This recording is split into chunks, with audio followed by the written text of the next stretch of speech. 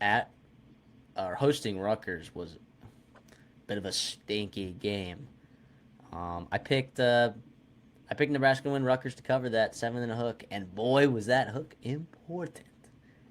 And actually, The line closed, by the way. Line closed at 5.5, I yes. think. So So we took it on. We picked it on Monday, yeah, and brutal. brutal for you. Brutal. And I think actually most of the lines out there were at 7, but we hate pushes on this show, so we picked that 7.5 because there was a 7.5 out there with juice.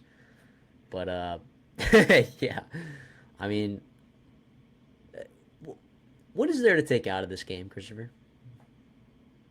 Well, to me, I just confirmed things I already knew. Right, Yep. Ethan Calicman is not a good Mm-hmm. quarterback. Right, the Rutgers offense is not one I can trust really against good defenses. And by the way, Dylan Harrell's still freshman. Right, like it's gonna happen. Rutgers is a very good defense. They got a very good defensive staff there. Some good tough football players on that team, but they did enough in that first half. And if you get a lead on Rutgers, it's going to be lot harder for them with that negative game script and as opposed to them being the one that can squeeze you, them being the one that can run the football and control the clock. Um, but for Nebraska, yeah, this was a huge win. It was a huge win after a disappointing loss to Illinois. We've seen them, kind of struggle with it. They didn't dominate Purdue, and obviously that first half was ugly. And Illinois, kind of gave them the business when they came over to them a couple weeks ago. But this was huge to get to your bye week 5-1.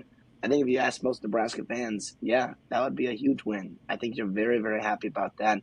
And as for Rutgers, their dream of going 12-0 is officially dead, which sucks there because they had a ton of winnable football games, including this one. Obviously, Nebraska was favored. They were on the road. You're not going to be too mad about this, I don't think, if you're Rutgers fans. But yeah, you got everything you want still ahead of you. I do think 5 of 37 is number one, too many passing attempts, right? Even if you are down 14-0, you don't have to be just giving up on the run game. I think and Kyle Monangai only getting 19 carries is something that I think has to change going forward, and I expect that to change with Kirk Soraka there, and kind of doing some self scouting here for Rutgers as they are moving forward.